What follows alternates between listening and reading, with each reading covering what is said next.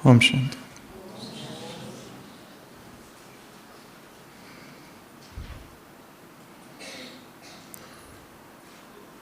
Eighteen 85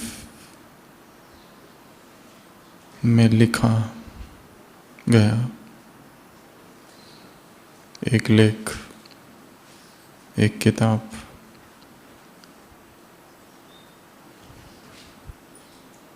रूस के महान लेखक लियो टॉल्स्टॉय द्वारा व्हाट मैन लिव बाय नामक किताब में जो पब्लिश हुआ था, उस कहानी में एक फरिश्ता है जिसका नाम है माइकल, और उस फरिश्ते को भगवान ने धरती पर भेजा है। एक स्त्री है जिसकी मृत्यु हो गई है, उसकी आत्मा को लाने के लिए वो माइकल धरा पर आता है और देखता है वो स्त्री मरी पड़ी है और उसकी 2 संतान है, जुड़वा, अभी अभी जिनका जन्म हुआ है। उस माइकल को, उस फरिश्ते को तरस आता है कि इन बच्चों का क्या होगा, इनकी माँ मर चुकी है, बच्चे जुड़वा है, एक बच्चा माँ को चिपका है और दूसरा रो रहा है, वो 2 बच्चियाँ।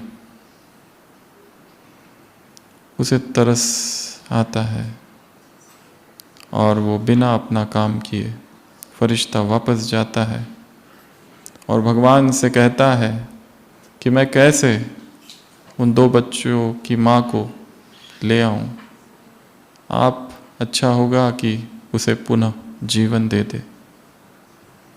भगवान कहता है क्या तू मुझसे अधिक जानता है? तूने परमात्मा आज्ञा की अवहेलना की है, तुम्हें जो कार्य दिया था तुमने वो नहीं किया। जाओ, तुम जाकर मनुष्य बन जाओ धरती पर, और जब तक तुम 3 बार अपनी ही मूर्खता या गलती पर नहीं हंसते, तब तक वापस तुम फरिश्ता नहीं बन सकेंगे। वो फरिश्ता धरती पर आता है, सीन बदलता है। कड़कड़ाती एक रात है, कहानी रशिया की है, ठंड लग रही है। वो फरिश्ता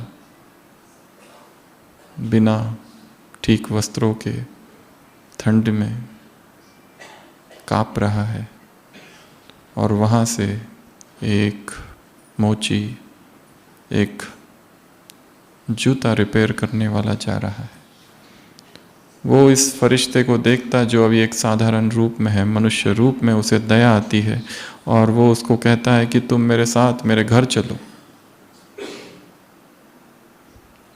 पर यह है कि मेरी पत्नी ने मुझे कुछ, हमारे घर की भी हालत बहुत अच्छी नहीं है, और पत्नी ने मुझे कुछ काम दिया था, कुछ चीज़ें खरीद कर लाने के लिए, वो तो मैं नहीं लाया, तो शायद हो सकता है वो तुम पर हंसे या डांटे और तुम्हें घर से भी निकाल दे।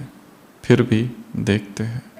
और वो मोची उस मनुष्य रूप में अवतरित फरिश्ते को लेकर घर पहुंचता है, और जैसे ही उस मोची की पत्नी, उस मोची का नाम है साइमन, जैसे ही उस साइमन की पत्नी देखती है इस फटेहाल व्यक्ति को, अपने पति को चिल्लाती है, पहले ही हमारे घर में कुछ नहीं और ये नया सदस्य तुम ले आए, ये तुम्हारी आदत बहुत खराब है, बहुत सुनाती है। वो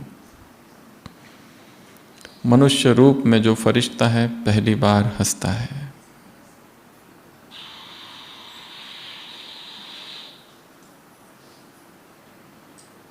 धीरे धीरे वो वहीं रहने लगता है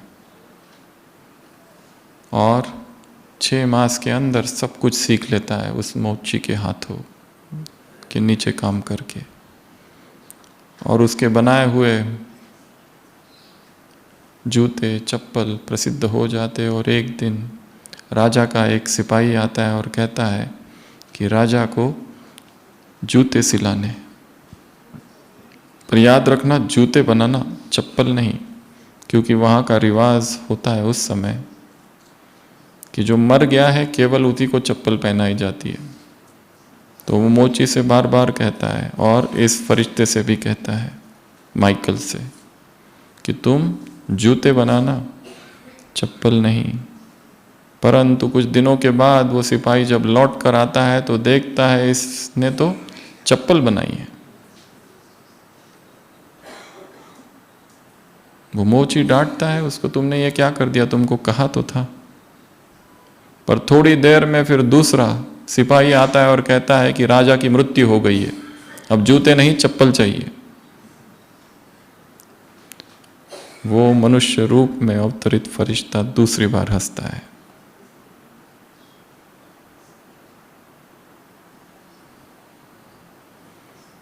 कुछ दिनों बाद उस मोची की दुकान अब बहुत बड़ी हो गई है, प्रसिद्ध हो गया है, धनवान हो गया है। एक महिला आती है अपनी 2 कन्याओं को लेकर, और उस महिला से दिखाई देता है कि वो बहुत अमीर महिला है। और वो जो 2 कन्याएं हैं, फरिश्ता जो माइकल होता है मनुष्य रूप में पहचान लेता है ये तो वही 2 कन्याएं हैं। वो उस महिला से पूछता है क्या ये आपकी बेटियां है?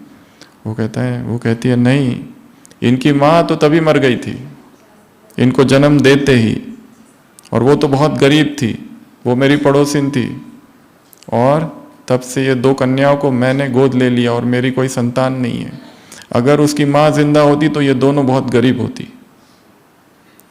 अब इन दोनों की शादी है, इसलिए मैं इनके लिए चप्पल लेने आई हूँ, सैंडल लेने। तब फरिश्ता तीसरी बार हंसता है और वो मुक्त हो जाता है। कहानी पूरी हुई।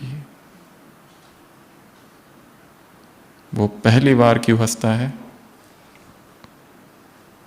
क्यों हंसता है? सबसे पहली बार उस महिला पर हंसता है। उस महिला को पता ही नहीं, जो वो समझ रही है ये दुर्दैव है, जो वो समझ रही है ये कौन फटेहाल व्यक्ति आया हुआ है, वो वास्तव में देवदूत है, एक एंजल है, एक फरिश्ता उनके घर में आया है और उस महिला को पता ही नहीं। इसलिए वो फरिश्ता हंसता है। ये कैसा स्वभाव है मनुष्य का, जो जब विपत्तियां आती है तो वो उसके पीछे छिपा हुआ वरदान नहीं देख पाता। वो व्यक्ति, वो फरिश्ता दूसरी बार इसलिए हंसता है क्योंकि उसे पता है जो राजा अपना जूता बना रहा है उसकी अभी मृत्यु होने वाली है। और ये भी मनुष्य का स्वभाव है कि वो स्वप्न रचते रहता है और उसे ये पता ही नहीं रहता है कि अभी मृत्यु सामने खड़ी है, वो अभी मरने वाला है। और वो महल माड़ियाँ बनाते रहता है और विस्तार करते रहता है और सोचता है ये भी कर लूँ, वो भी कर लूँ, ये भी पालूँ, वो भी पालूँ, जबकि मृत्यु कल खड़ी है, सामने आने वाली है, उसे पता ही नहीं। इसलिए वो फरिश्ता दूसरी बार हंसता है। और तीसरी बार वो तब हंसता है अपनी ही मूर्खता पर, जब वो देखता है कि मैंने मना कर दिया था, भगवान ने कहा था लेके आओ, पर उसने तर्क लगाया था कि बेचारी वो माता मर चुकी है और ये 2 बच्चों का क्या होगा। पर भगवान के मन में और नियति ने कुछ और ही सोच रखा था, ये वो नहीं सोच पाया उस समय, इसलिए उसे दंड मिला। वो फिर हंसता है अपनी ही मूर्खता पर कि उसे लग रहा था ये नहीं वो करूं, पर ये भूल गया था कि सृष्टि में जो घटनाएं घट रही है उनके पीछे रहस्य छिपे हैं, कई जन्मों के रहस्य छिपे हैं। जन जन की कहानियां पूरी हो रही है, अधूरी कहानियां संगम पर।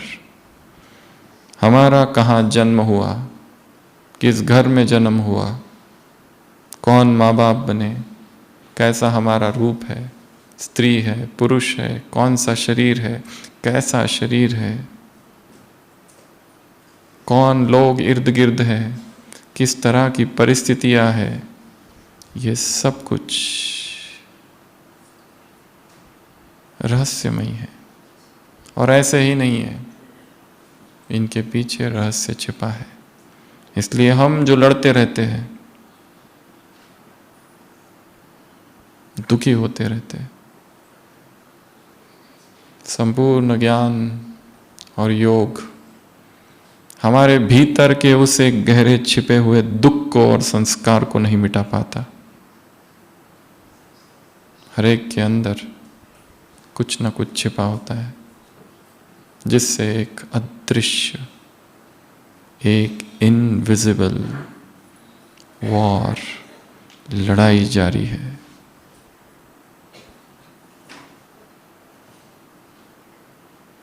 और जब वो फरिश्ता इन 3 दफा हंसता है, उसकी मुक्ति हो जाती है। अपने ही किए हुए पाप, विकर्म, गलती, अपने ही संस्कार, अपने ही अपमान पर जब हम हंसना सीख जाए तो वो हमें प्रभावित नहीं करेंगे और हम दुखी नहीं होंगे और हमारी भी मुक्ति होगी। तो एक छोटी सी कहानी थी ये, जिस पर फिल्में बनी, जिस पर अलग अलग संस्करण निकले, अलग अलग लोगों ने अलग अलग तरीके से इंटरप्रेट किया। साइकोलॉजिस्ट ने मनुष्य के नेचर को, ह्यूमन माइंड की स्टडी की। मैनेजमेंट कोर्सेस में इसको सुनाया जाता है, व्हाट मेन लिव बाय। इस कहानी का शीर्षक था। तो आप सब यहाँ आए हैं और कम समय के लिए आए हैं, और लक्ष्य है कि कम समय में बहुत कुछ लेके जाना है। और बहुत कुछ अगर लेके जाना है तो एफर्ट्स, पुरुषार्थ बड़ा तीव्र, इंटेंस होना चाहिए। इसलिए जब तक यहाँ है तब तक लक्ष्य रखना है, सबसे पहला शक्तिशाली अमृत वेला। और अमृत वेला केवल उठकर योग करना नहीं है, बहुत सारी चीज़ें करनी है। इसके लिए टाइम को बढ़ाना होगा, ताकि वो जबरदस्ती ना हो, स्वभाव हो जाए। कोई भी चीज़ अगर हम जबरदस्ती करें तो ज़्यादा समय नहीं चलेगी। अगर उसे समझ के साथ किया जाए, विथ अंडरस्टैंडिंग, तो अपने आप वो स्वभाव बन जाएगा। यदि अपना कोई भोजन बदलता है और ज़बरदस्ती करता है या किसी कारण से करता है तो वो ज़्यादा समय नहीं चलता है। कोई बीमारी आ गई तब बदलता है, वो ज़्यादा नहीं चलता है। या वज़न कम करना है या वज़न घटाना है इसलिए करता है तो भी ज़्यादा नहीं चलता है। डिटॉक्स करना है तो भी ज़्यादा नहीं चलता।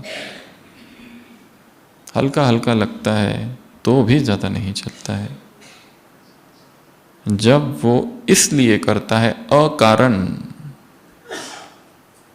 कोई कारण नहीं, क्योंकि ये मेरा स्वभाव है,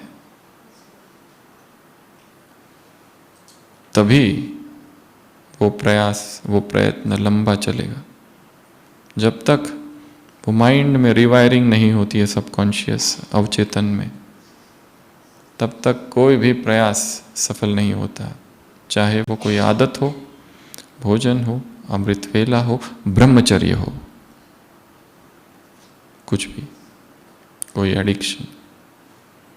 इसलिए जब तक यहाँ है, लक्ष्य रखना है 3 घंटा शक्तिशाली योग का, 2 से 5।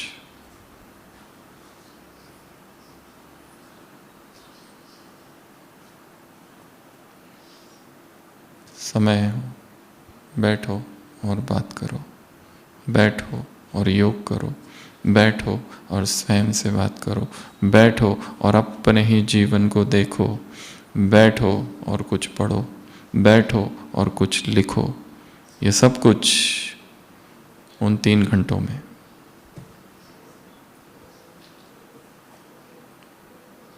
और कैसे इसको स्वभाव बना दिया जाए।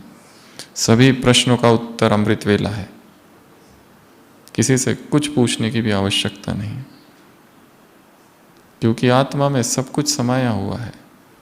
जैसे ही वो धूल गिरती है, वो परतें गिरती है, उत्तर वही है।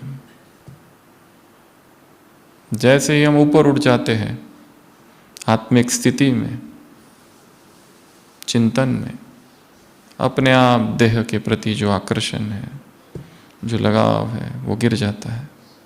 और जैसे ही देह का लगाव गिर गया तो आत्मा त्रिकालदर्शी हो जाती है। ये भूत प्रेत इतने शक्तिशाली क्यों होते हैं? क्योंकि बिना शरीर के होते हैं। जैसे ही यह शरीर से डिटैच हो जाए, शक्ति आने लगती है, चार्जिंग चालू हो जाता है।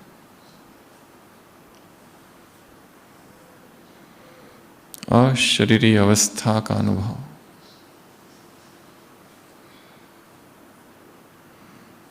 यही अभ्यास है, इसी को बढ़ाना है। दूसरा, जितना हो सके मौन। जब तक यहाँ है, कम से कम तब तक। और बोलना है तो केवल योग ज्ञान संबंधित। सेवाओं की सारी चर्चाएं स्टॉप, बाद में। यहाँ आए हैं कुछ काम के लिए, और वो काम बड़ा गहरा है। तीसरा, मोबाइल स्विच्ड ऑफ, एटलीस्ट जब तक भट्टी चल रही है तब तक। वैसे देखा जाए तो 3 दिन तो बहुत ही कम समय है। 3 दिन के मौन के बाद धीरे धीरे एकाग्रता आती है। कम से कम 10 दिन की होनी चाहिए। 3 दिन तो स्थिर होने को लगते हैं।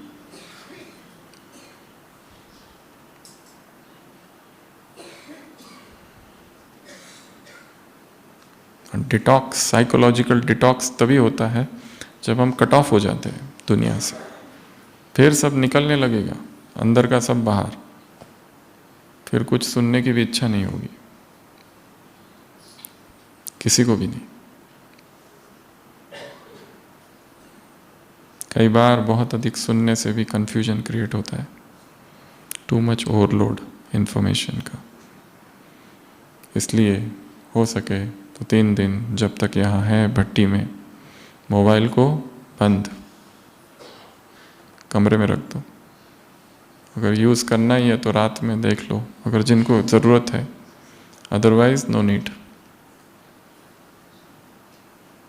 अगला, कैंपस में कैद। इधर जाऊं, उधर जाऊं, मार्केट जाऊं, हॉस्पिटल जाऊं, इसको मिलूं, उसको मिलूं, ये भी कर लूं, शॉपिंग भी कर लूं। भट्टी यहाँ चलती है, लोग वहाँ घूमते हुए दिखते मार्केट में। यहाँ कैसे? कहते भट्टी में आए हैं। तो भट्टी खत्म हो गई? नहीं, चालू है उधर। तुम यहाँ क्या कर रहे हो फिर? ये कैसी भट्टी है? वहाँ से आए हैं खास इसके लिए, और यहाँ आकर कुछ और ही कर रहे हैं, वही कर रहे हैं जो उधर कर रहे थे। और आखिरी, नज़र नीचे, चलते फिरते नज़र नीचे, देखते नहीं रहना है कौन क्या करता है, कौन क्या करता है। तो सबसे पहला अमृत वेला, 225। अगर ये करना है और मधुबन में करना है, ऐसा मौका फिर नहीं आएगा। वो जो सन्नाटा होता है सुबह सुबह शांति स्तंभ पर, कुटिया में, और वो जो आवाज होती है भट्टी, तब होती है, भीड़ में नहीं। दूसरा, मोबाइल बंद। तीसरा, इस कैंपस में स्वयं को कैद कर दो, जो काम करने हैं बाद में पोस्टपोन। और नज़र नीचे, डाउन कास्ट आइज, इसका अभ्यास करके देखना है। पूरे मधुबन में सब तरफ चक्कर लगाओ पर नज़र नीचे। तो आज का विषय है थकान के विषय में, रुकने के विषय में, बाधा के विषय में, और जीवन में जो बिटरनेस, कड़वाहट भर गई उसके विषय में। इन तीनों को हमने अगर जाना, उनके कारणों को, तो उत्तर स्वतः ही मिल जाएगा। सबसे पहला है थकावट। क्यों व्यक्ति थक जाता है? उसके शारीरिक कारण तो बहुत सारे हैं। ज़्यादा काम कर लिया, ज़्यादा सेवा कर ली तो थकान होती है। किसी को बीमारियां है तो थकान होती है। किसी को कुछ पोषक तत्वों की कमी है तब थकान होती है। उनकी हम बात नहीं कर रहे, हम बात कर रहे हैं मानसिक थकान। थकान की निशानी है कि अमृत वेला में रस ही खत्म हो गया है। थकान की निशानी है मुरली पढ़ने की इच्छा नहीं होती है, रस नहीं है उसमें। थकान की निशानी है कोई भी सेवा अगर मिल जाए तो ऐसा लगता है एक बोझ है। थकान की निशानी है पूरे शरीर में एक अजीब सी सुस्ती रहती है, कुछ चिंतन नहीं चलता है, मन थका थका रहता है, ऐसा लगता है जाके सो जाओ, थोड़ा सा सेवा करो जाके सो जाओ, फिर उठो, थोड़ा सेवा करो सो जाओ। या फिर सेवा भी नहीं, खाना पीना और सोना, त्रयोपासना, 3 प्रकार की महान तपस्याएं है ये, जिसमें कई तपस्वी चल रहे हैं। खाते हैं फिर सोते हैं, पीते हैं फिर सोते हैं, महान साधना चालू है।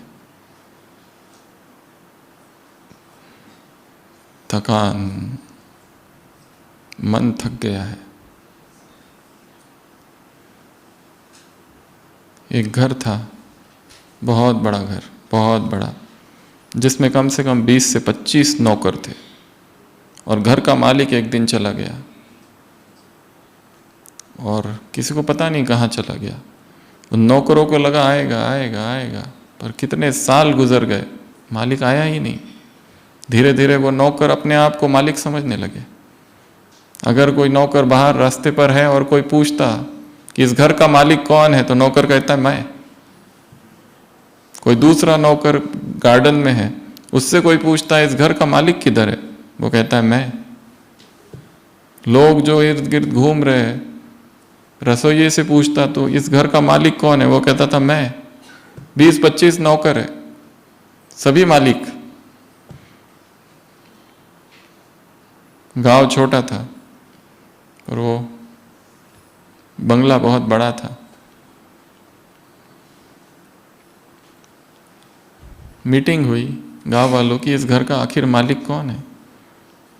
एक बूढ़ा नौकर था उसी घर में, उसने कहा कि इस घर का जो मालिक था वो तो कब का चला गया, वो आया नहीं, और आएगा कि नहीं वो भी नहीं पता। इसलिए यहाँ सभी अपने आप को मालिक समझते हैं। इसका क्या करें? और एक दिन वो मालिक आ जाता है और सारे 25 मालिक वापस नौकर बन जाते हैं।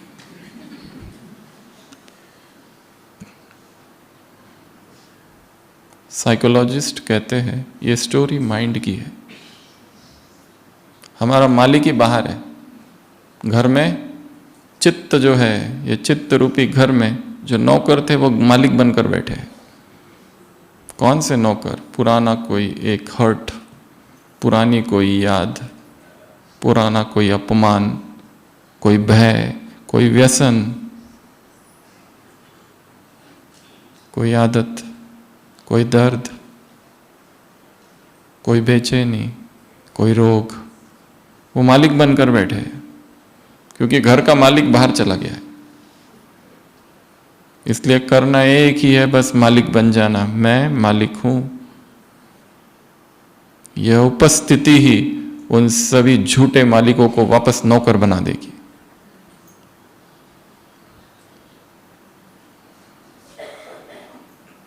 तो 3 बातें हैं, थकावट, रुकावट और कड़वाहट। हर एक के हम 3 कारण देखेंगे। कारण तो बहुत है, असंख्य है, पर मुख्य सबसे पहले जो थकान आ गई है जीवन में, उसका क्या करें? पाश्चात्य कवि पर्सी बिशे शेली कहता है, I fall upon the thorn of life I bleed. मैं जीवन रूपी कांटे पर गिरा हूं, मैं रक्त रंजित हूं, खून बह रहा है मेरा। I thrust, I fall, I fail, I faint, I die. I thrust, मैं प्यासा हूं, आई fall, I faint, I thrust, I fall, I die. मैं मर रहा हूं, मैं गिर चुका हूं जीवन रूपी इस कांटे पर। मैं क्या करूं? आई ब्लीड, लहू बह रहा है। तो थकावट का सबसे पहला कारण है थॉट ओवरलोड, अर्थात इतने विचार, इतने विचार, इतने विचार, इतने विचार, तेजी से केवल विचार ही विचार चलते रहते हैं। किसी ने कुछ कहा, बस उसके विचार चालू रहते हैं। किसी ने हमें दर्द दिया, एक बात कही, पर उस एक बात के 100 विचार हमारे मन में चलते हैं। सोचते ही रहते हैं, सोचते ही रहते हैं, सोचते ही रहते हैं। Over thought overload. और ये कारण है थकान का। सेवाएं कभी नहीं थकाती। 2 व्यक्ति एक ही सेवा करते, एक थकता है, दूसरा नहीं थकता है। क्यों? क्योंकि एक के मन में विचार ही विचार चल रहे हैं और वो विचार ही उसको थका देते हैं, व्यर्थ के विचार। इसलिए अभ्यास है सजगता का, एकाग्रता का। विचारों को गिरने देना है। और ये काम सुबह सुबह होगा। दिन में कठिन है, पर सुबह अगर हो गया तो दिन भर उसका प्रभाव चलेगा।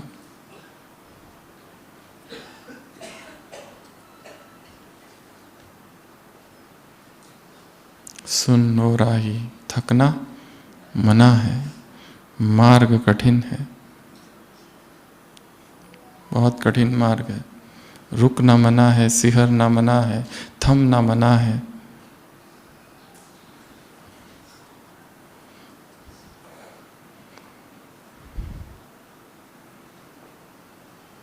हम एक बार गिर गए थे तो यहाँ फ्रैक्चर हो गया था छोटा सा।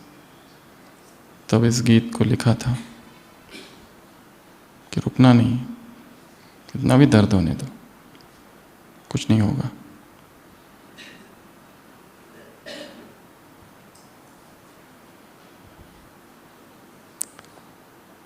तो मार्ग तो कठिन है, पर थमना नहीं है, रुकना नहीं है, डगमगाना नहीं है, डरना नहीं है।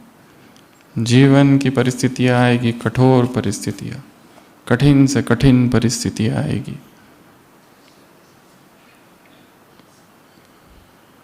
हमें याद है जब हम यहाँ थे बहुत पहले, फिर यहाँ से गए पढ़ाई के लिए मुंबई में, और वहाँ काम किया था 2-3 साल। तो जो रूम थी, जो दी गई थी हॉस्पिटल की तरफ से, उसको जब देखा तो उसमें पूरी दारू की बोतलें थी और इतना कचरा था। और वहाँ 2 डॉक्टर रह रहे थे, उनके साथ मुझे रहना था। वो देखकर हमने सोचा यहाँ रहना ही नहीं है, मैं जा रहा हूँ वापस मधुबन, यहाँ क्या करना है। वो हॉस्पिटल है अपना अंधेरी में, BSCS, वहाँ बाबा का कमरा है, वहाँ बैठे थे रात भर। सोचे क्या करूँ, आया हूँ कुछ पढ़ने के लिए MBBS के बाद, अगर मैं वैसे ही चला जाता हूँ तो फिर क्या, अगर सीखना है तो यहीं रुकना होगा।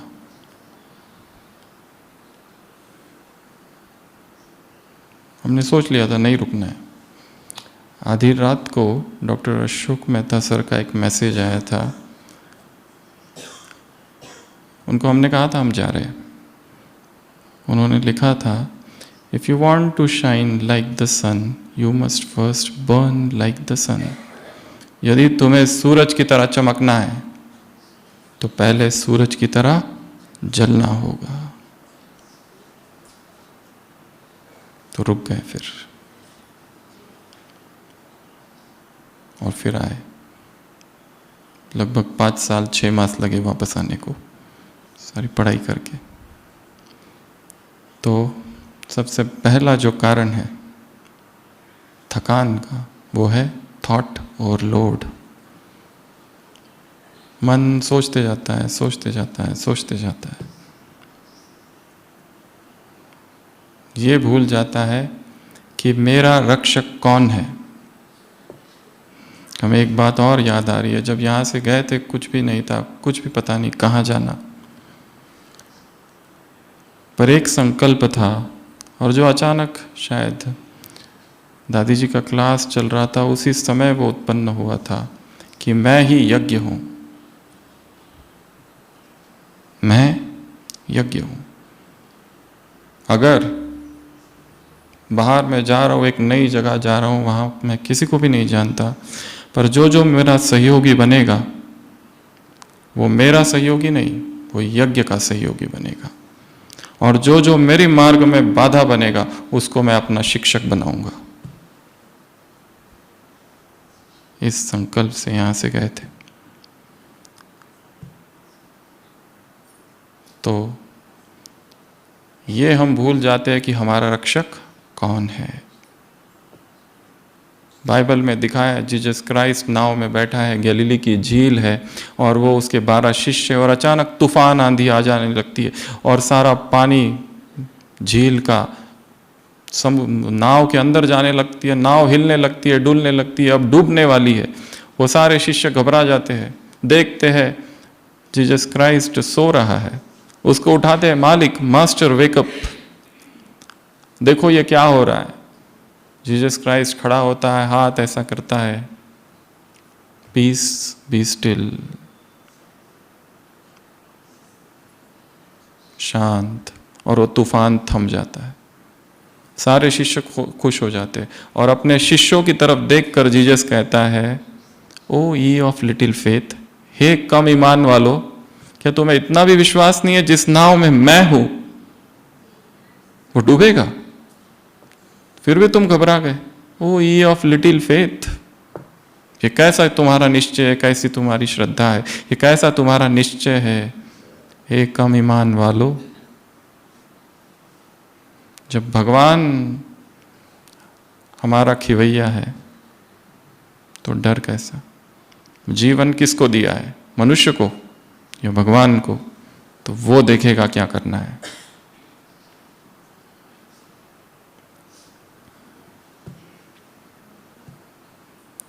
तो ये जो टू मच विचार चलते हैं उनका एक कारण क्या है? विश्वास, निश्चय की कमी। पता नहीं मेरा क्या होगा, बुढ़ापे में पता नहीं मेरा क्या होगा, कोई बीमारी तो नहीं आ जाएगी, कुछ ये तो नहीं हो जाएगा, कुछ वो तो नहीं हो जाएगा, ये सारे विचार चलते रहते हैं। फिर सेवाओं में थकान आती है, थोड़ी सी सेवा करो थक जाते हैं।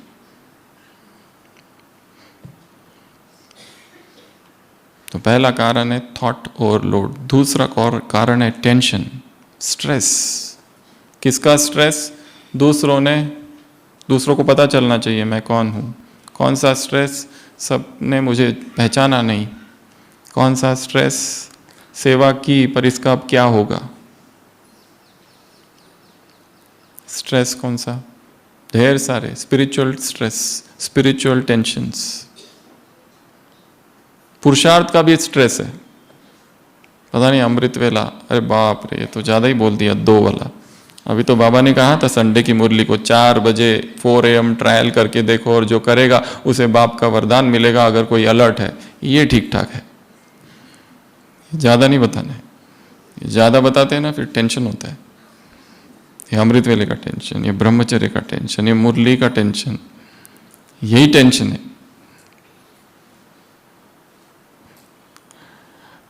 पुरुषार्थ को भी समर्पित कर देना है।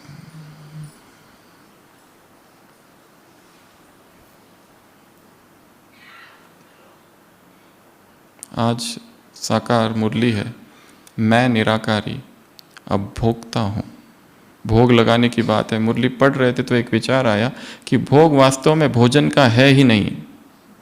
भोग हमारे अहंकार का है, वो प्रतीक है मात्र उसका। वो अहंकार विसर्जन है।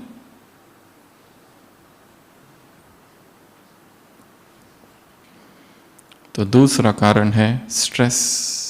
उस स्ट्रेस को भी क्या करना है? दे देना है। क्या करूं, कैसे करूं? अपने आप होगा। एक बहती हुई नदी जो होती है ना, आराम से बहती है। पत्थर आते हैं, पत्थरों से लड़ती नहीं है वो, उसको लग के वापस चली जाती, बाजू से निकल जाती है। इसलिए सहज हो तो बहुत अच्छा, और इसी का वरदान सुबह लेना है। तीसरा है ट्रू सोर्स से डिस्कनेक्शन। शक्ति जो आती है केवल और केवल उस परमात्मा से आती है। किसी भी देहधारी से कुछ नहीं मिलता है, ना किसी क्लास से, ना हाँ प्रेरणा थोड़ी बहुत ले सकते हैं।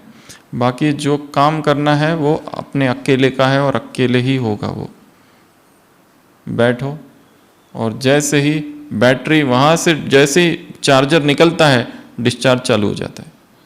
चार्जर लगा हुआ चाहिए, वो निकला कि डिस्चार्ज चालू।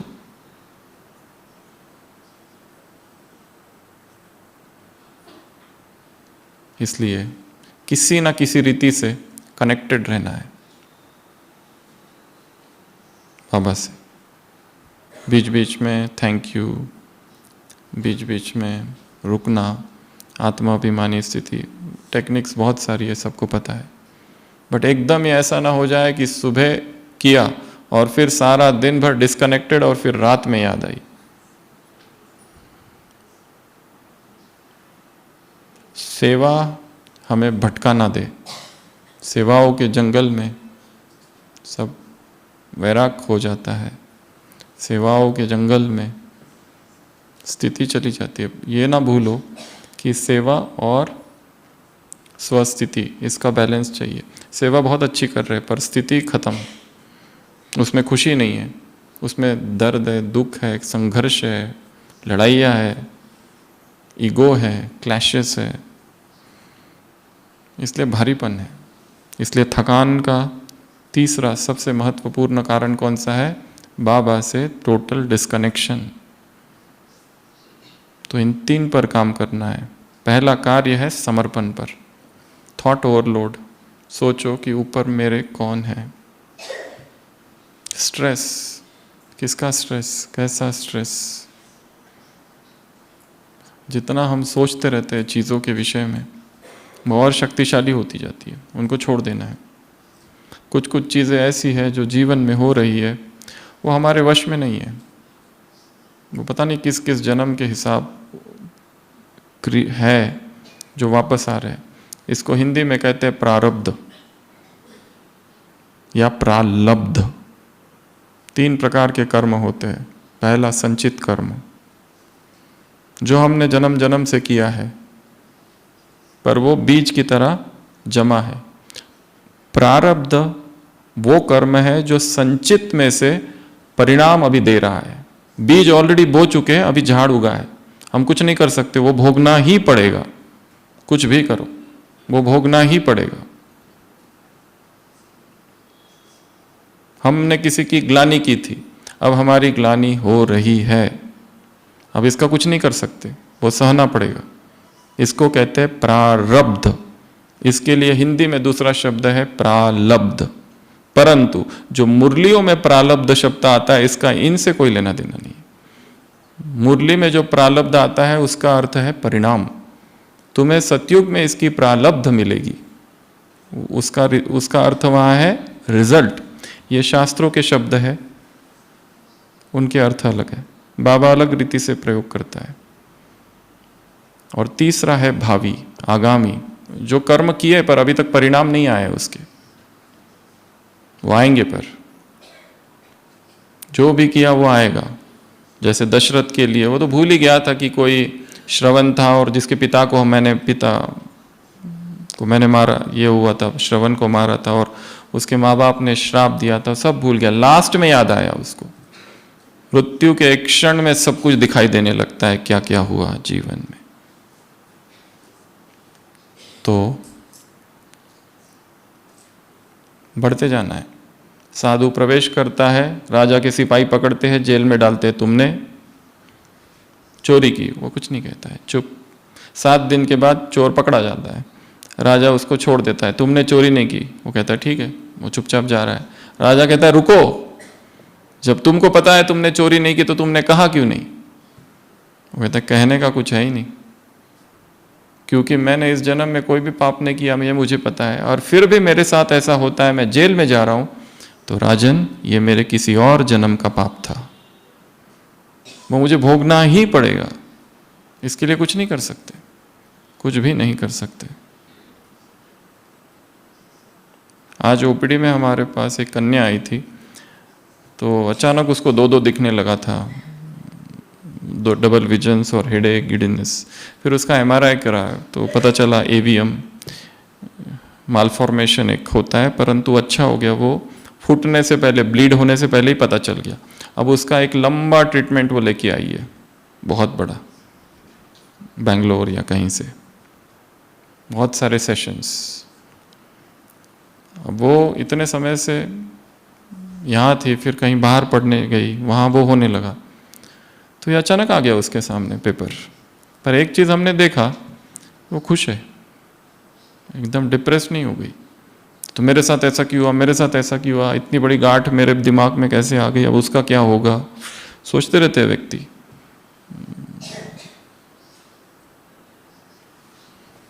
तो घटनाएं हो रही है, होने दो। तो थकान के 3 कारण पहला बताया, थॉट ओवरलोड, दूसरा टेंशन, और तीसरा ट्रू सोर्स जो है उससे हम डिस्कनेक्ट हो गए। इसलिए बाबा से किसी ना किसी तरह से कनेक्टेड रहना है। जैसे यहाँ भट्टी कर रहे, यहाँ से जाने के बाद हर संडे अपनी एक भट्टी करनी है, केवल अपने अकेले की। सोचो आज मेरे भट्टी का दिन है और इसमें मुझे क्या क्या करना है, उसकी एक लिस्ट बना के खुद ही करना। कुछ लिखना है, कहीं प्रकृति में जाके बैठो 1 घंटा, बहुत नए नए विचार आते हैं, अच्छे अच्छे विचार आते हैं। और हमारी जो घर परिस्थिति, कोई लोग अपने कमरे में बंद रहते हैं, सेंटर कमरा जो भी है, ऑफिस, उससे बाहर जाते ही नहीं है, अच्छा भी नहीं लगता उनको जाना, बस इसकी आदत पड़ जाती है, कैद जैसे। जैसे ही खुली हवा में हम जाते हैं, बैठते हैं, 2-3 घंटा बिताते हैं, अपने आप विचार खुलने लगते हैं।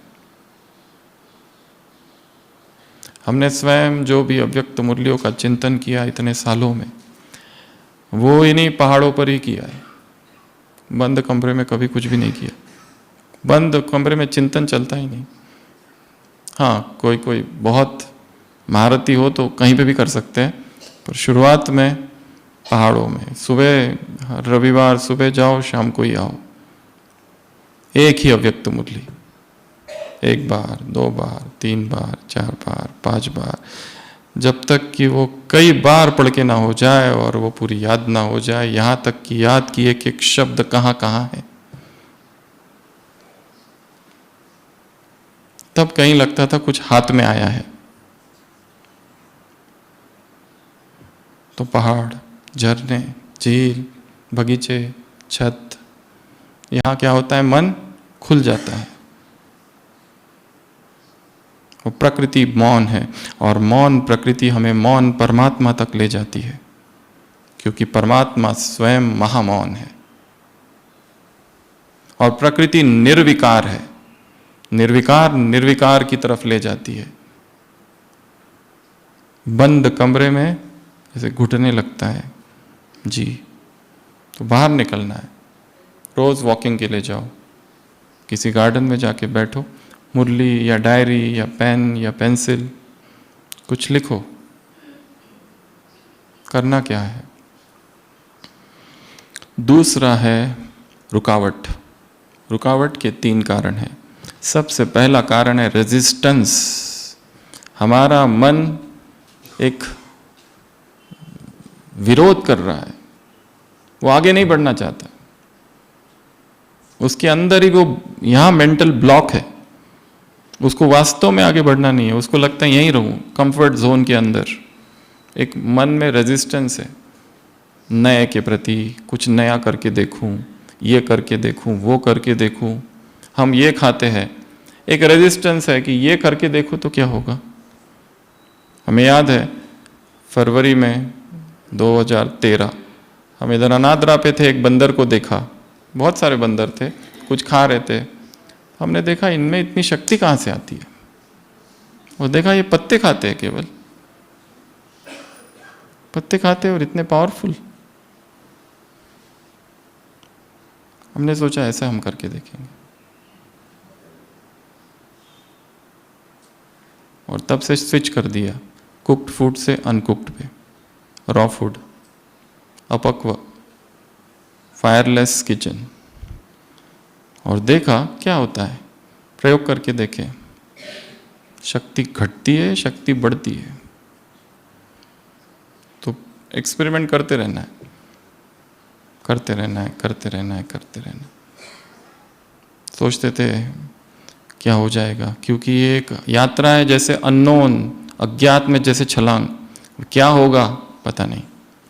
वो भी एक प्रयोग था और वो चालू है और रिफाइन हो गया है, और देखा कि कुछ नहीं हुआ। एक लेखिका लिखती है, इमिली ब्रॉन्टो, मुझे जब मैं छोटी सी बच्ची थी लोगों ने डरा दिया, यहाँ से मत जाना, तुम्हें ना वो भूत प्रेत आके किडनैप करके ले जाएंगे, यहाँ मत जाना, there are wild mushroom there, do not go there, वहाँ जहरीले सांप है, डू नॉट गो देर। लेखिका ने 4 ही लाइन में लिखा है लास्ट में, बट आई वेंट अलोंग, मैं चलती गई, and I met none but angels, पर मुझे फरिश्तों के अलावा कुछ भी नहीं मिले। वो भय मेरे भीतर था, क्या होगा क्या होगा। तो एक्सपेरिमेंट करते रहना है। तो सबसे पहला कारण क्या है? रेजिस्टेंस। मन में ही एक विरोध है, नहीं हम क्यों करें, जो चल रहा है वही चलने दो। ऑर्थोडॉक्स थिंकिंग, कोई नया एक्सपेरिमेंट करना ही नहीं चाहते, जहाँ है जो पैटर्न है बस उसी को फॉलो करना है, वही परंपरा से चालू आ रहा है, उसी परंपरा में चिपके रहो, कुछ भी नया करके नहीं देखना है। वो जो दिनचर्या, सबसे बड़ा लगाव हमारा अपनी दिनचर्या से, उसी को हम फॉलो करना चाहते, जरा भी उसमें चेंज नहीं। ये सोने का समय है तो ये सोने का ही समय, ये खाने का है तो यही खाने का, ऐसा तो ऐसा ही। उसको टुकड़े उलट पुलट करके देखो क्या होता है, ऊपर नीचे, देन सी द रिजल्ट। तो रेजिस्टेंस है मन में, तो जब तक रेजिस्टेंस है तब तक बाधाएं है। फ्री रहना है, ओपन रहना है। कोई नया विचार अगर है तो हम उसको स्वीकार कर सके, या फिर उसका एनालिसिस तो करें। सीधा इसको नहीं, ये करना ही नहीं है हमको, हमारे तर्क वितर्क चालू हो जाते हैं। Open minded.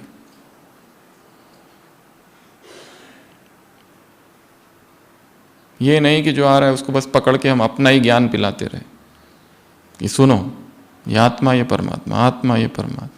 उसका भी सुन लो, उसके पास भी अच्छा ज्ञान है, उसकी भी अपनी धारणाएं हैं, वो मूर्ख तो नहीं है।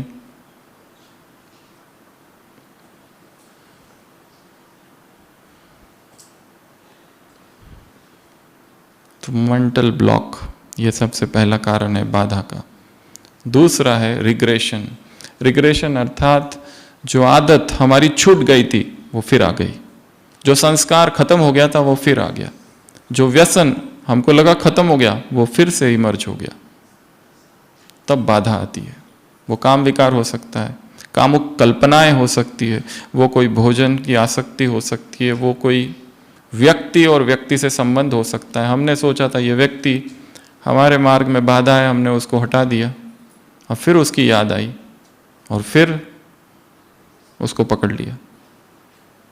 या कोई साधन, कोई app, YouTube, shorts, reels, anything, it could be anything, जो हमने छोड़ दिया था फिर आ गया और वो बाधा बन जाता है। उस समय बैठ के सोचना है, ये अपने आप को दोषी नहीं ठहराना है, मैं बहुत पापी हूँ, मैं बहुत खराब हूँ, ऐसे नहीं। उसको एनालिसिस करना है, ये आदत छूट गई थी फिर आई, क्यों आई, कौन से ट्रिगर है इसके, 1 2 3, ये 3 ट्रिगर है, अच्छा इसके वजह से हुआ, अब मुझे इस पे काम करना है। अमृत वेला रोज रेगुलर चल रहा था, अचानक एक दिन आँख खुली 4 बजे, बहुत दुख हुआ। जो थोड़ा जल्दी उठते उनको दुख होता है 4 बजे उठे तो, जो उठते ही नहीं अगर 4 बजे उठ गए तो उनके लिए अमृत काल है, वो पता नहीं किसने कैसे उठ गए, थोड़ा जल्दी हो गया आज। उसका एनालिसिस करना है, क्या रात में ऐसा क्या किया था कि जिसकी वजह से लेट हो गया, भोजन ज़्यादा कर लिया था, मोबाइल ज़्यादा देख लिया था, क्या, उसका analyse and then work on that. ये मार्ग ज़्यादा अच्छा है रादर देन आज से मैं प्रतिज्ञा करता हूँ। ये जो प्रतिज्ञा करने वाले होते हैं, प्रतिज्ञा बहुत अच्छी चीज़ है, परिपक्व बनाती है, परंतु विदाउट अंडरस्टैंडिंग अगर प्रतिज्ञा ली तो वो गिर जाती है। कोई भी प्रतिज्ञा, कैसी भी प्रतिज्ञा। तो दूसरा कारण है रिग्रेशन, अर्थात पुराना अगर इमर्ज होके वापस आ रहा है तो रुक कर सोचना है ऐसा क्यों हो रहा है, क्योंकि वही बाधा है। और तीसरा है रूटीन, वही दिनचर्या है, वही अमृत वेला किया, मुरली किया, फिर इधर किया, फिर ये किया, फिर वो किया, फिर कोर्स कराया, फिर भोजन बनाया, फिर भोजन खाया, फिर इधर घूमने गए, फिर इसको ये किया, उसको किया, यहाँ प्रोग्राम, यहाँ भाषण, एक दिन में 4 भाषण, ये सब किया। पर इतना करने के बाद और इतनी अच्छी सेवा करने के बाद में भी दुख, इतना सब कुछ करने के बाद में भी स्थिति डाउन है, कोई ऐसी खुशी नहीं है अंदर से।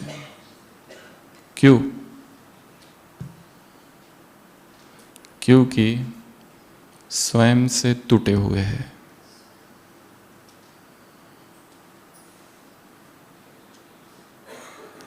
डिस्कनेक्ट हो गए खुद से।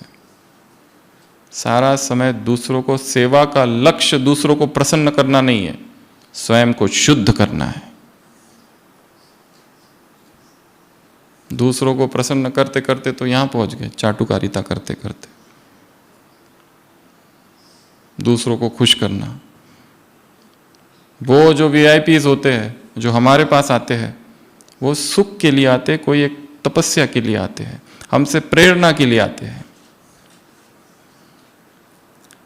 पर हम कुछ उल्टा ही कर देते हैं, उनको वो प्रेरणा हमसे नहीं मिल पाती। हम उनसे मांगने की चाह रखते हैं, कुछ दे दो, जमीन दे दो, पैसा दे दो, कुछ तो दे दो जिससे हमारी सेवाएं हो जाए।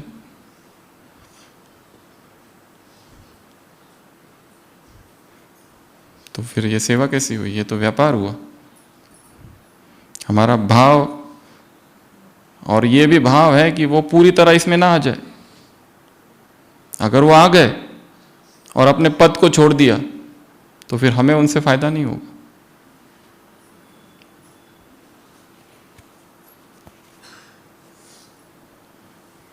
तो हमारी कैसी भावना है ये उनके प्रति? वो संसार में थके हुए हैं पहले ही, वो यहाँ आते हैं तो हमारा लक्ष्य उन्हें केवल प्रसन्न करना नहीं है, उनको उपदेश देना है। संसार के गृहस्थी या राजा महाराजे साधु सन्यासियों के पास आते थे तो साधु सन्यासी क्या करते थे? उनको उपदेश देते थे, तपस्या का मार्ग सिखाते थे, ना कि उनके आओ भगत में सारा समय अपनी तपस्या छोड़ते थे। इसलिए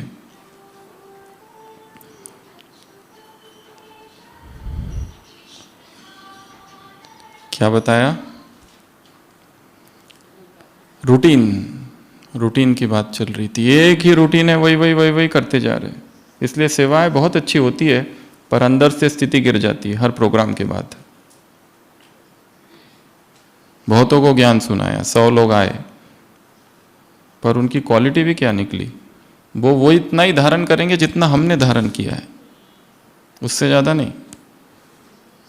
रहेंगे, नाम होगा, सब होगा, पर क्या वो वारिस क्वालिटी बन रहे हैं? उनमें वैसा निश्चय है जैसा हम में है? क्योंकि हमारे सेवा भाव में कहीं ना कहीं दोष था एक, हम उनसे ही लेना कुछ चाहते थे।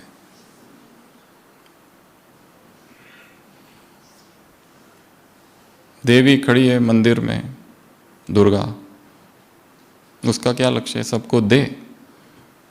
और कोई धनवान आता है, वो सोचती है ये इसका वो मुझे मिल जाए तो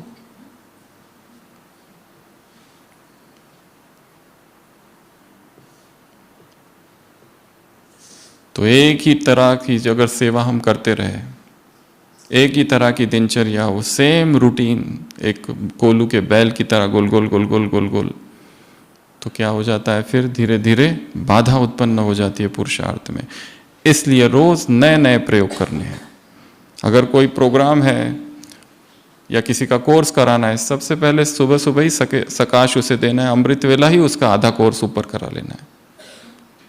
कोई बड़े लोग आ रहे हैं, कोई भी आ रहा है, तो उनको शक्तियाँ देनी है, आत्मिक स्थिति में स्थित करना है, ताकि वो आत्मा धारण कर ले। क्योंकि वो भी थके हुए हैं, बहुत पैसों से थक चुके हैं, उनको कुछ नहीं चाहिए, इतना है उनके पास, परंतु फंसे हुए हैं संसार में। इसलिए अपने रूटीन को थोड़ा सा चेंज करना है, कुछ तो नया एक्सपेरिमेंट करके देखना है। कोई नए प्रकार की सेवा, अनाथ आश्रम में जाओ, उन बच्चों से मिलो, वृद्धाश्रम में जाओ, खाली बैठो उनके पास, बहुत खुशी होती है। हॉस्पिटल में जाओ, सबको फल दे दो एक और, चुपचाप आ जाओ। गुप्त सेवा है, कुछ नहीं करना है, बस चुपचाप मदद कर देना किसी को। कितनी अच्छी सेवाएं है। सेवा जरूरी थोड़ी ना है पकड़ के सुनो आत्मा परमात्मा आत्मा परमात्मा, तुमको छोड़ूंगा नहीं अभी, जब तक पूरा कोर्स नहीं कर लूँ। ट्रेन में अगर कोई मिल जाए तो उसको, वो बेचारा ऐसे बैठे रहता है जैसे वो ये होती है ना, कौन वो वैन होती है ना मुर्गी की, कांच होती, जाली होती है पीछे, वो मुर्गियाँ जा रही है अभी, वैसे उनको पकड़ के सुनाते, सुनो आत्मा परमात्मा,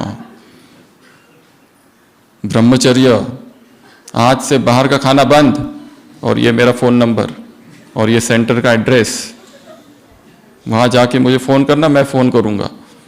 वो बेचारे ऐसे देखते रहते, वो बेचारे जा रहे थे हनीमून पिकनिक घूमने, ये कहाँ से मिल गया महाज्ञानी। पर हमें तो प्रजा बनानी है, बस पकड़ के उसको।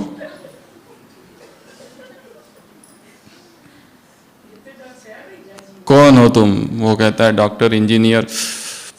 अब अच्छा मजा आएगा, तुम आत्मा हो, ये सब नहीं हो। सेवा है केवल ज्ञान की ही नहीं है, स्थूल भी सेवा है, किसी की मदद कर देना भी सेवा है, उसको कुछ चाहिए वो दे देना भी सेवा है। व्यक्ति ये सब नहीं याद रखता है। ज्ञान तो किसी को याद रहता है कि हमको याद नहीं रहता है, उनको कहाँ से रहेगा? उनको याद रहती है तो की हुई मदद, बस उनको याद रहता है तो रात में उनको कुछ चाहिए था और वो किसी ने दे दिया। उसी तरह ब्राह्मणों में भी किसी का लौकिक अगर कोई चला गया, उसको दुख होता है, तो हम क्या उसको आत्मा का ज्ञान सुनाएंगे? नहीं, उसको आत्मा का ज्ञान नहीं चाहिए। उस समय क्या चाहिए? एक सहारा चाहिए, सपोर्ट, थोड़ी देर के लिए, बस वो उतना देना है। हर एक को पकड़ के ज्ञान नहीं सुनाना है। इसलिए उस रूटीन से थोड़ा बाहर निकलना है, तो वो भी बाधा। तो बाधा के 3 कारण बताए। पहला कारण बताया रेजिस्टेंस, मन में क्या है, एक ब्लॉक है। इधर मन को खोल दो, एक्सेप्ट करो, जीवन ने ये सब जो दिया ये सब मेरा शिक्षक है, इससे मैं सीखूंगा। अतीत पाठशाला है, परिस्थितियां शिक्षक,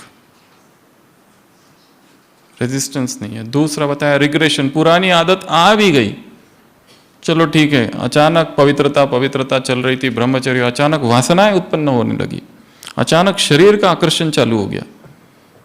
तो उसको कोई छेड़, ये नहीं करना है, उसको डांटना नहीं, अरे ये तुमने क्यों किया, ठीक है ठीक है। अमृत वेला उठो, बैठो और देह का चिंतन करो। क्या है ये शरीर, क्या है इसमें चलता फिरता शौचालय, क्या है इसमें, कहाँ सौंदर्य है इसमें। वो वृद्ध व्यक्तियों को देखो, उन कैंसर पेशेंट्स को देखो, रोगियों को देखो, जन्म मृत्यु जरा व्याधि दुख दोषानुदर्शनम। जन्म को देखो दुख, मृत्यु को देखो दुख। कहाँ है इस शरीर में सौंदर्य और कहाँ है इस शरीर में आकर्षण। गहन चिंतन, वो अपने आप देह का आकर्षण जाते ही काम विकार विलीन हो जाता है। सोचो उसके विषय सुबह सुबह, तो अपने आप छेड़, उसको ये नहीं करना है, माइंड के साथ लड़ाई अगर की तो वो जीत जाएगा। उसको कुछ भी नहीं करना है, उसको समझाना है। तो ये 3 कारण है, रिग्रेशन, पुरानी आदत आ गई, और लास्ट बताया रूटीन, उस रूटीन से बाहर निकलना है। तीसरा है कड़वाहट। कड़वाहट अर्थात बिटरनेस।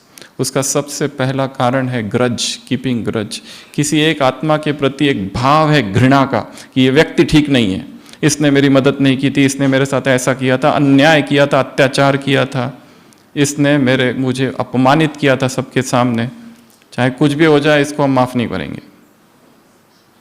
सबके लिए विश्व कल्याणकारी हो, ब्रैकेट में एक्सेप्ट दिस पर्सन, ये इसका नहीं कल्याण करना, ये इसने बहुत खराब किया।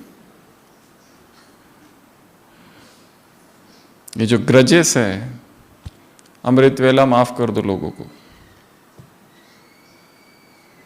एक महिला थी, उसके साथ दुष्कर्म किया किसी ने, फिर वो महिला आगे बढ़ी, डॉक्टर बनी, सर्जन बन गई, विदेश की स्टोरी है, उसका अपना हॉस्पिटल। और एक रात एक केस आया, स्ट्रेचर पर एक आदमी जिसको किसी ने, एक्सीडेंट हो गया था, खून बह रहा था, उसने देखा ये वही व्यक्ति था और आसपास कोई और हॉस्पिटल नहीं था, उसको अर्जेंट उसको ऑपरेट करना था। उसने अपनी जीवन कहानी में लिखा कि मैं क्राइस्ट के सामने गई चर्च में और पूछा, Lord what should I do now, उसको मरने दूँ, क्योंकि उसकी वजह से मैं कितना साल डिप्रेशन में थी, उसकी वजह से मुझे कितना सहन करना पड़ा, व्हाट शुड आई डू। तो मुझे एक आदेश आया, जैसे जो जीसस क्राइस्ट ने सामने से कहा कि they know not what they are doing. जो क्राइस्ट खुद सूली पर है तब कहता है कि इन लोगों को पता नहीं ये लोग क्या कर रहे हैं, ओ लॉर्ड फॉरगिव देम, इनको माफ कर दो, तुम भी वही करो। और वो उसको ऑपरेट करती है, वो ठीक हो जाता है और फिर वो बहुत पश्चाताप भी करता है। तो इस तरह से है। तो हमारे हृदय में भी किसी के प्रति, चाहे किसी ने कुछ भी किया, एक तो वो हमारा ही हिसाब था, दूसरा उस समय वो अज्ञान में था, तीसरा जीवन हमको कुछ सिखाना चाहता है उससे, इसलिए माफ कर दो, माफी मांग लो। तो ये जो कड़वाहट है ये क्या हो जाएगी, थोड़ी सी कम हो जाएगी, थोड़ी सी कम। ये नहीं कह रहे खत्म होने को बहुत टाइम लगता है, क्योंकि उसका पालन पोषण हुआ है लंबा समय तक। दूसरा है कार्मिक इग्नोरेंस। कर्म फिलॉसफी हम जब भूल जाते हैं तब कड़वाहट आती है हृदय में। इसलिए कर्म फिलॉसफी का रोज चिंतन करते रहना है। कर्म क्या है, कर्म कैसे है, कर्म कैसे काम कर रहे हैं। इससे पहले भी कभी सुनाया था हमने रोलैंडो की स्टोरी। रोलैंडो ओपस नाम का एक व्यक्ति था, वो 10वीं मंजिल से कूदा, आत्महत्या करने, और उसकी मृत्यु हो गई। केस हुई, स्टडी हुआ, बाद में पता चला कि उसकी मृत्यु कैसे हो गई। उसने एक सुसाइड नोट भी छोड़ के गया कि मैं मर रहा हूं, पर देखा कि ये तो दूसरे माले पर जाली लगी हुई है, तो उसकी मृत्यु अर्थात गिरने से नहीं हुई है। फिर पता चला उसकी मृत्यु तो गोली लगने से हुई है। फिर और आगे बढ़ा इन्वेस्टिगेशन, गोली कहाँ से चली, पता चला गोली 8वें मंजिल से चली। फिर 8वें मंजिल पर हुए, वहां कौन रहते हैं, वहां एक पति पत्नी रहते हैं बूढ़े। फिर पता चला वो जो बूढ़ा व्यक्ति था, अभी केस पहले सुसाइड का था, अभी होमिसाइड बन गया, मर्डर का। पता चला वो बूढ़े व्यक्ति ने गोली चलाई। क्यों चलाई, तो उसकी पत्नी को वो मार रहा था, पर गलती से इसको लग गई जो ऊपर से कूद रहा था। फिर केस हुआ उसके ऊपर, उस बूढ़े व्यक्ति के ऊपर, पर उसकी पत्नी ने कहा इसकी तो आदत ही है, जब भी हमारा झगड़ा होता है मेरे पति ऐसे ही मुझे गोली दिखाते हैं, पर उस बंदूक में कभी भी गोली नहीं होती है, वो खाली होती है। फिर केस और आगे बढ़ा, फिर गोली डाली किसने उस दिन। तो फिर आगे पता चलता है कि उनका एक बेटा है जो कि ड्रग एडिक्ट है, और ड्रग एडिक्ट होने के वजह से वो माँ से पैसे मांगता है, और एक दिन माँ ने पैसे नहीं दिए, और उसको पता था मेरे पिताजी मेरी माँ को ऐसी बंदूक दिखाते हैं हमेशा। तो इतना गुस्सा आता है माँ के ऊपर कि वो बंदूक में गोली डाल देता है। फिर केस उस पिताजी से हटकर उस बेटे पे चला गया कि बेटे ने गोली डाली और पिताजी ने मारी माँ को मारने के लिए, पर माँ को न लग के वो रोलैंडो को लग गई। तो केस सारा आ गया उस बेटे के ऊपर, और लास्ट में पता चला वो बेटा ही रोलैंडो है जो कूदा, उसी ने गोली रखी और गोली उसी को लगी। कर्म फिलॉसफी ऐसे ही काम करती है। केस क्लोज हो गया, केस क्लोज, न मर्डर जो भी है। तो कर्म ऐसे ही काम करते हैं। इसलिए कार्मिक इग्नोरेंस, कर्म फिलॉसफी के बारे में सोचना है कि ये जो मेरे साथ हुआ इसका कुछ तो किसी जन्म के साथ कनेक्शन है। इसलिए उनसे दुखी नहीं होना है जो आत्माएं जीवन में बड़ी टफ आत्माएं, कठिन आत्माएं।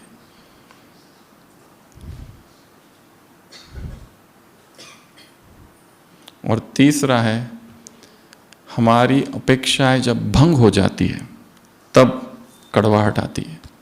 हमने किसी को बहुत प्यार किया और वो हमको छोड़कर चला गया, तो उससे घृणा उत्पन्न होती है, फिर नफरत होती है। हमने अपने बड़ों से बहुत अपेक्षाएं रखी और उन्होंने हमारी अपेक्षाएं तोड़ दी, नॉक्ड एक्सपेक्टेशंस, तब हम घृणा से भर जाते हैं, कड़वाहट से भर जाते हैं। कड़वाहट के कई सारे कारण हो सकते हैं। कड़वाहट तो आई है, किसी ने पैसे लिए नहीं दे रहा है, कड़वाहट आ गई। पहले हम बहुत अच्छे दिखते थे, अभी ठीक नहीं दिखते, उसकी भी कड़वाहट आ गई। अपने ही फिजिकल अपीयरेंस के विषय से कड़वाहट आती है। पहले बाल काले थे, अभी सफेद हो रहे, बाल झड़ रहे, बीमारियां आ गई, चिड़चिड़ापन रहता है। चिड़चिड़ापन के कुछ अजीब कारण होते हैं।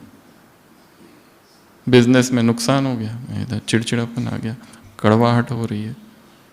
लोग ठीक से पहले सम्मान देते थे, अभी सम्मान नहीं देते, कड़वाहट आ गई।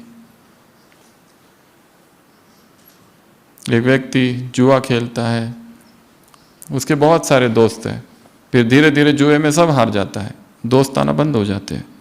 पत्नी पूछती है क्या हुआ, इतने धनवान सब थे, हमारे पास इतना पैसा कहाँ गया? वो कहता है जितने पैसे थे वो सब चले गए, और पैसे जब चले गए तो दोस्त भी चले गए। गुड़ नहीं रहा तो मक्खियाँ भी नहीं रही, फूल नहीं रहा तो भंवरे भी चले गए। पत्नी कहती है मेरे पिता ने पहले ही कहा था इससे शादी मत करना, मैं भी जा रही हूं। यहां जो भी संबंध है कारण पर आधारित है, कारण है, स्वार्थ है, वो पूरा होते ही खलास, कौन किसका रिश्तेदार। इसलिए किससे क्या एक्सपेक्टेशन रखे? Zero expectation policy.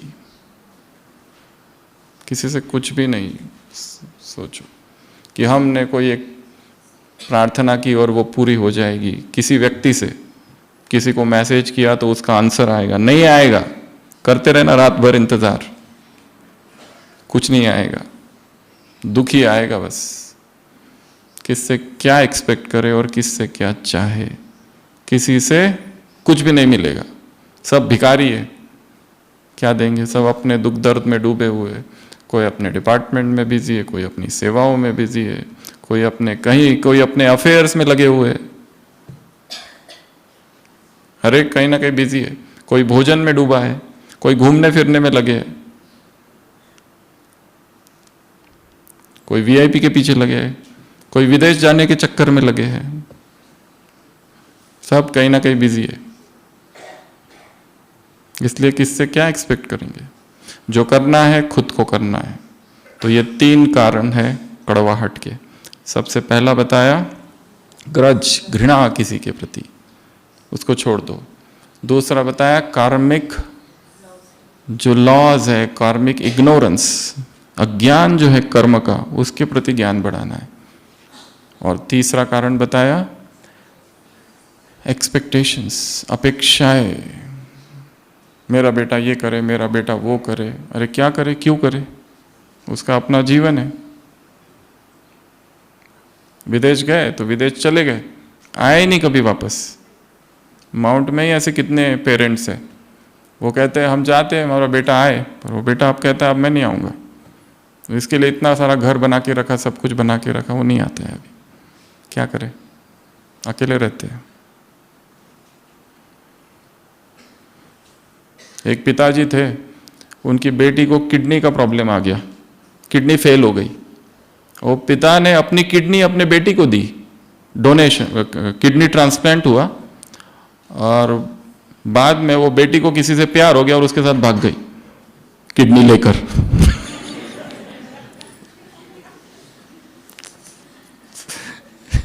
ये बाप को छोड़ दिया। ये ऐसा है ये संसार।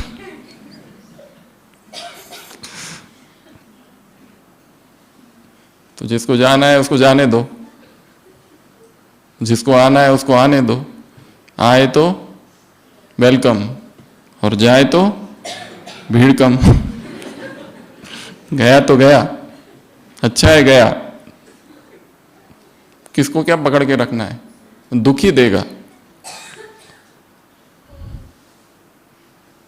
तो इससे पहले कि हम योग करें, एक लास्ट बात, एक मिलिट्री ऑफिसर जो होता है उसके यहाँ एक फंक्शन होता है,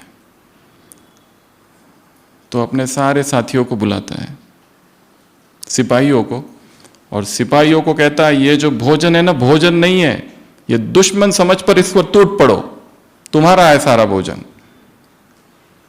मिलिट्री की भाषा कि भोजन पर टूट पड़ो। सारे खाने लगते हैं और फिर उसमें से एक सिपाही लड्डू इधर भरता है, उधर भरता है, पीछे भरता है, आगे भरता है। वो पूछता है तुम क्या कर रहे हो? वो कहता है कुछ को तो मैंने मार दिया, कुछ को बंदी बनाकर ले जा रहा हूं।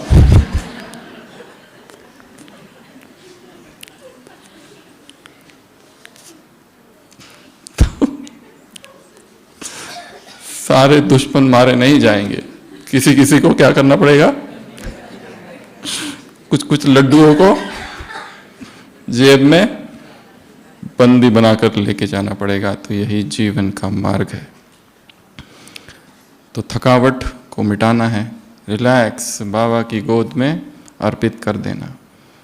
जो जीवन में बाधाएं उत्पन्न हो रही है उसके लिए दूसरों को दोषी नहीं ठहराना है, हम खुद ही रुकावट के कारण हैं, हम खुद।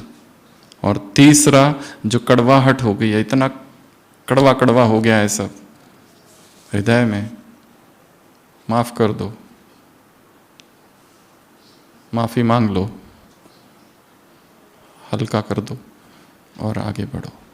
सभी स्थिर, डायरी पेन पेंसिल नीचे। जो पीछे है, जो सामने बैठ सकते सामने आ जाएंगे जमीन पर। जब हम जमीन पर बैठकर योग करते हैं तो धरती माँ की खुशबू हमारे योग से जुड़ जाती है।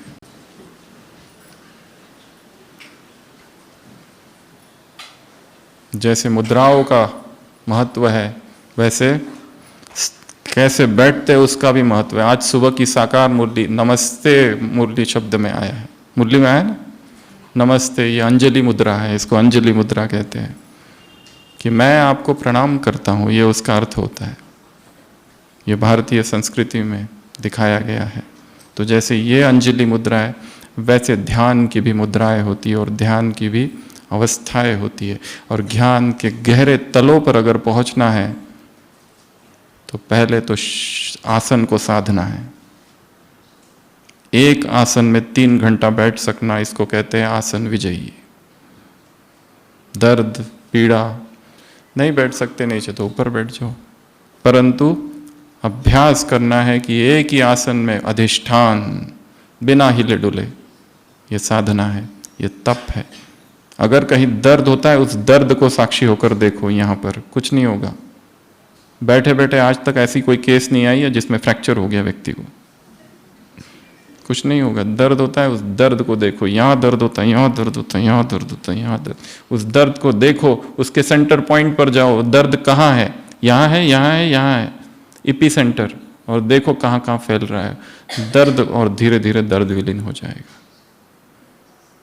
जैसे बुद्ध को देखो, जैसे महावीर को देखो, जैसे ब्रह्मा को देखो, अलर्ट बैठे हैं तपस्या मुद्रा में।